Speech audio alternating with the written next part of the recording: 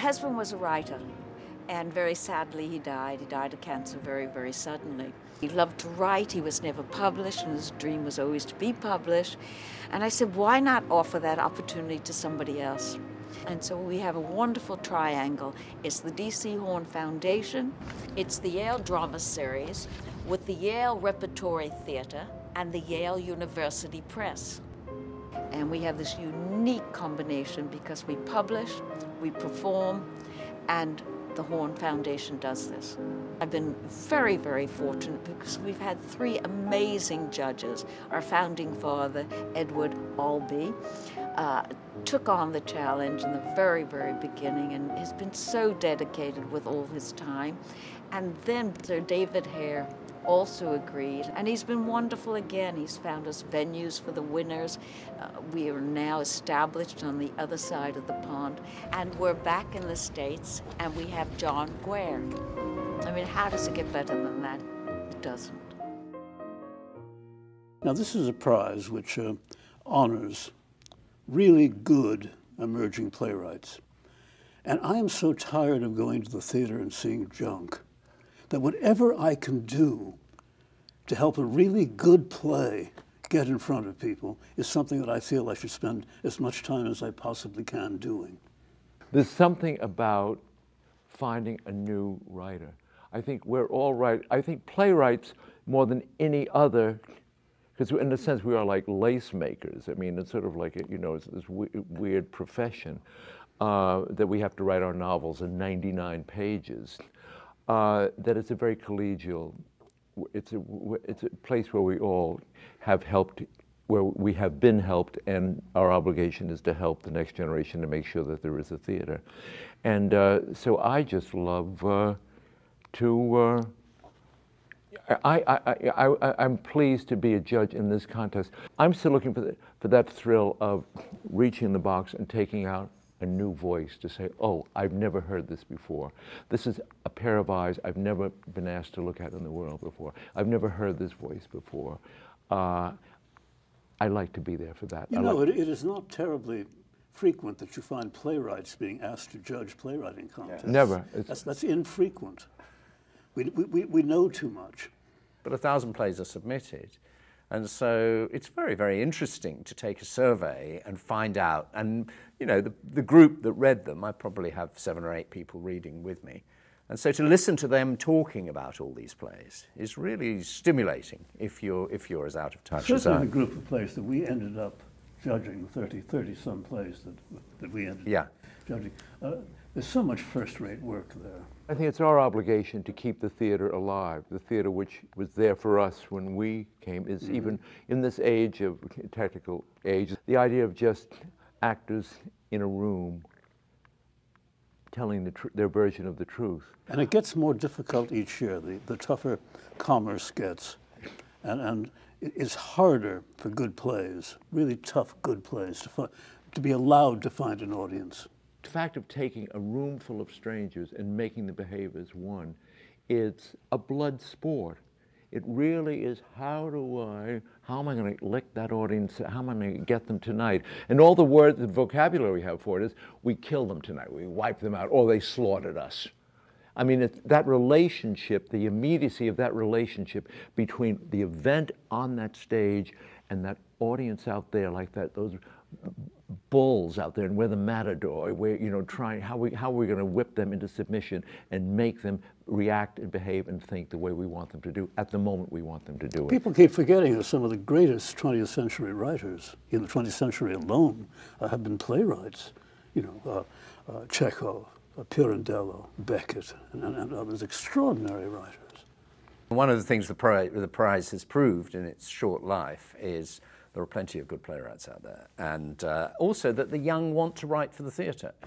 Hearing Grenadine read at Yale Rep was wonderful. I got a chance to work with the cast the day before as we rehearsed it in New York City, and then to go there in just a short time frame to have that come to life. And the actors did an incredible job, and it was a great audience, and so it was a wonderful moment. It's never been as exciting for me as when I didn't know what one of my plays sounded or looked like. And so the bit where you're actually discovering what your voice is, which has nothing to do with your personality and nothing to do with your regular existence as a person, but your artistic voice, what that is, discovering that is incredibly exciting. So helping people and honouring them during that, or confirming them really is what you're doing. You're saying you're onto something here and it's a valuable voice. Well, that's very exciting. I think it's important for there to be a space for us to continue to work. And prizes like this, I mean, not only is it recognition, but it also gives me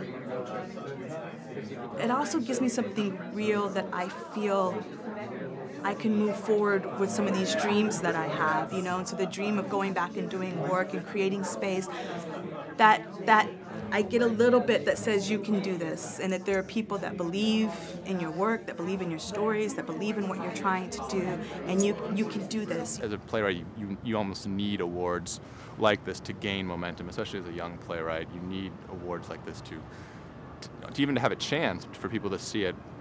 Theaters are bombarded with scripts, and there's just no way to get your stuff seen at all unless you have something like this behind you. And so, yeah, it's been tremendous from that standpoint. I think that the play gave me an opportunity to kind of take my writing to the next level, because even after I won, I knew that I had like 8 months to make it even better before the Yale publication deadline. So it raised the bar for me, and that was the most valuable thing, and kind of like the challenge to just keep trying to make it better. With the Yale Drama Series Award, there'll be a publication through Yale Press. Having my play published was a wonderful experience. It was something I never expected. And plays close, but books don't. Well, plays don't get published terribly often, except in acting editions, because most people don't read plays. Most people don't know how to read plays, and most people don't read them. So it's nice to have them in print.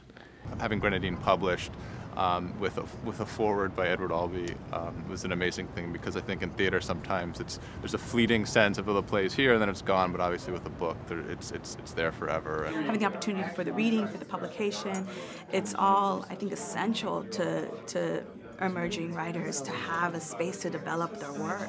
Another good reason about why a play should be published in the elegant form that it will be that it is published by Yale Press is that it makes the play unavoidable. Somebody will find that play and say, "Oh, why haven't we done this?" I mean, having having a play, a manuscript, become a discrete, finite work object that somebody can pick up and say, "Oh, where have you been all my life?" Being able to, every once in a while, when you see something extraordinary, to say, "Wow." Wow. Isn't that wonderful? Fantastic. If 1,000 people can read an announcement somewhere or be told on the phone or be told online that there's this new prize, the Yale Drama Series Prize by the David Horn Foundation, you say, for emerging playwrights, you mean it's not for somebody who's just been to to Yale or Juilliard, or it's not. It's just some. I mean, it's a play that's just can come over the transom and it'll be read and it'll be acknowledged. Yes.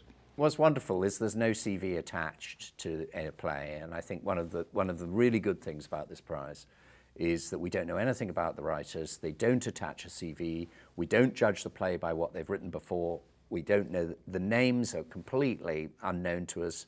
We simply read the play and nothing else. And don't know their ages, where they're from. It's nothing. I mean, there is no youth ghetto or age ghetto or race ghetto or sexual orientation ghetto. It's just the play. That's one of the strengths of it. Yeah. It's from all over the English-speaking world, everywhere in the English-speaking world. And the more we can encourage people to submit from all over, the better. We hope is to find, and it's been, extremely gratifying, new emerging playwrights that are looking to have their voice heard and that regenerate the theater.